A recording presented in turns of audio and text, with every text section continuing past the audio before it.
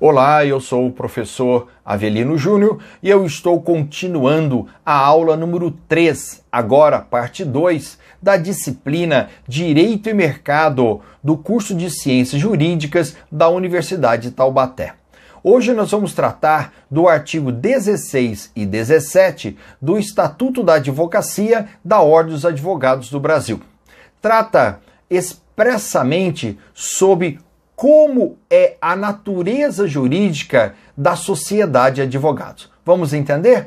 Por favor, os meus alunos entrem na plataforma EVA, Espaço Virtual de Aprendizagem da Universidade de Taubaté, e lá verifiquem os slides que eu já postei para acompanhar a minha aula. Vamos lá?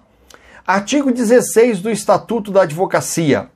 Não são admitidas a registro, nem podem funcionar todas as espécies de sociedades de advogados que apresentem forma ou característica de sociedade empresária, que adotem denominação de fantasia, que realizem atividades estranhas à advocacia, que incluam como sócio ou titular de sociedade unipessoal de advocacia, pessoa não inscrita como advogado ou totalmente proibido de advogar.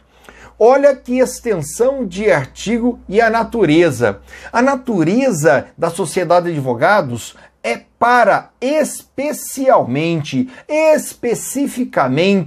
prestar serviço de advocacia sem uso de nome fantasia. O nome, vamos ver logo à frente, o parágrafo 1º desse artigo 16, vai ser escolhido pelo nome do advogado, pelo menos um nome do advogado.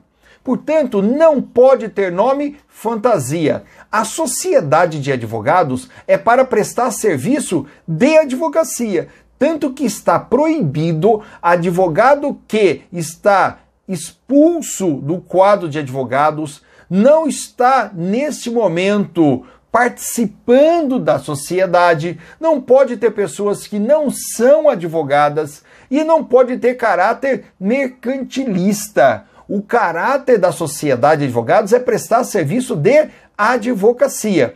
Por isso é que deve ser registrada a sociedade de advogados ou a sociedade unipessoal no conselho seccional da sede, do local onde está o escritório de advocacia da sociedade unipessoal ou sociedade de advogados. Assim, vamos tentar entender, então, o parágrafo 1º do artigo 16. Expressa: a razão social deve ter obrigatoriamente o nome de pelo menos um advogado responsável pela sociedade, podendo permanecer o de sócio falecido, desde que prevista tal possibilidade no ato constitutivo. Bom, já que eu não posso ter a razão social como um nome fantasia, não podemos usar o nome fantasia, tem de existir na razão social da sociedade de advogados ou da sociedade unipessoal, pelo menos o nome de um advogado. Então põe o nome do advogado, sociedade de advogados. Então tem que ter o nome, pelo menos de um, desde que contenha na cláusula do contrato social de advocacia a previsão. Que previsão? Suponhamos que exista o nome de um advogado e o advogado venha a falecer. Se não estiver expresso na cláusula do contrato social da advocacia que pode permanecer o nome do advogado falecido, então que continue. Mas se não puder, pode ser colocado outro nome de advogado que pertence à sociedade de advogados. Tem de existir a previsão legal, ok? Vamos para o parágrafo 2º do artigo 16 do Estatuto da Advocacia. O licenciamento do sócio para exercer atividade incompatível com a advocacia em caráter temporário deve ser averbado no registro da sociedade, não alterando sua constituição. Suponhamos que no quadro societário da sociedade de advogados, ele seja chamado como cargo de confiança para exercer um procurador-chefe do município, trabalhando praticamente 8 horas por dia ou mais. Como que ele vai poder advogar no quadro societário se ele está trabalhando praticamente o dia todo como caráter, no exemplo que eu dei, um cargo de confiança como procurador-chefe? Portanto, ele precisa licenciar-se, isto é, afastar-se da sociedade. Isso vai ser averbado lá no registro, no Conselho Seccional, e quando esse advogado retornar, ele vai, mais uma vez, naquela averbação, olha, já retornei. Por quê? Para existir um controle do advogado. E não alterou a cláusula da sociedade, apenas foi informado para o Conselho Seccional que o advogado está licenciado, ok? Para frente, parágrafo 3º do artigo 16 do Estatuto da Advocacia. É proibido o registro nos cartórios de registro civil de pessoas jurídicas e nas juntas comerciais de sociedade que inclua, entre outras finalidades, a atividade de advocacia. Como eu já disse em aula passada, reforçando mais uma vez nessa aula, não se pode registrar a cláusula contratual da sociedade de advocacia no registro de pessoas jurídicas, muito menos na junta comercial, porque o registro é feito no Conselho Seccional da OAB daquele estado ou da sede onde está a sociedade. Okay? É proibido, não pode nenhuma atividade de advocacia ser registrado na junta comercial. Para frente, parágrafo 4º do artigo 16. A denominação de sociedade unipessoal de advocacia deve ser obrigatoriamente formada pelo nome do seu titular, completo ou parcial, com a expressão sociedade individual de advocacia. Nós já falamos do nome da sociedade de advogados. Já falamos que assim que o advogado da sociedade falece, só pode permanecer o seu nome se tiver previsto na cláusula da sociedade de advogados. Agora, a advocacia está determinando, é obrigatório para a sociedade unipessoal da advocacia a inserção do nome do advogado, completo ou parcial, seguido da expressão sociedade individual de advocacia. Professor, mas se é uma sociedade, por que é individual? É aquilo que nós já tratamos.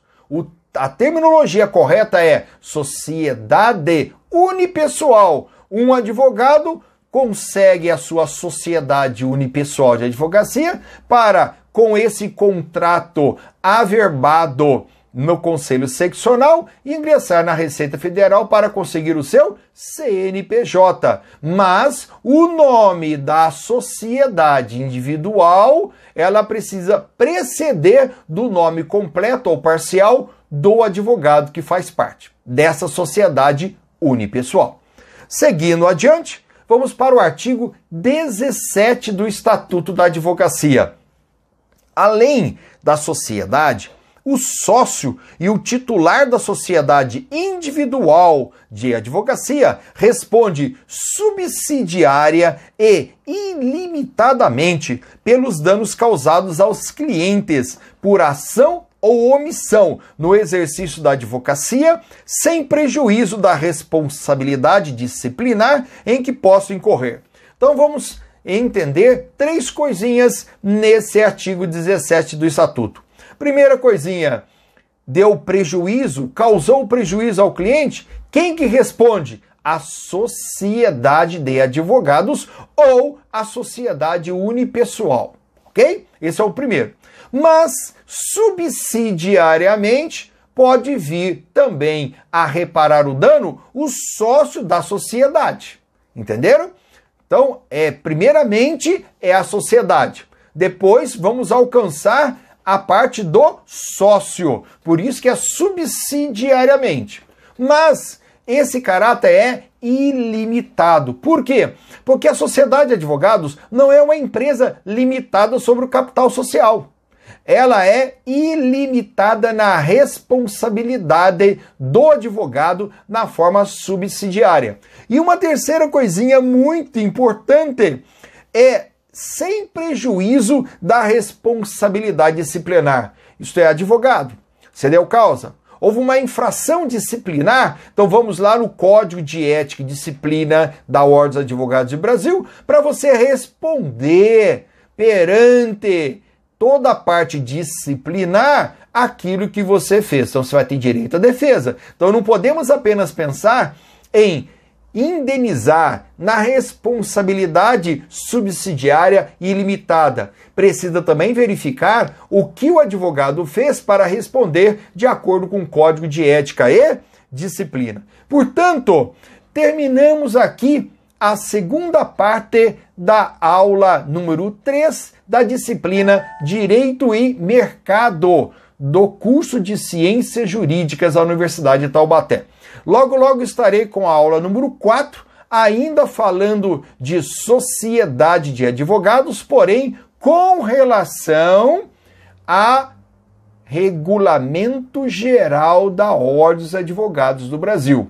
Essa aula 3, parte 1 e parte 2, foi a sociedade de advogados com relação ao estatuto. E logo, logo, veremos com relação ao Regulamento Geral da OAB. Ok? Confira comigo no meu Instagram ou no meu canal do YouTube. Inscreva-se no canal do YouTube para você também receber todas as aulas que eu estarei postando. E é claro, as aulas estarão na plataforma EVA, Espaço Virtual de Aprendizagem da Universidade de Taubaté. Até mais, muito obrigado.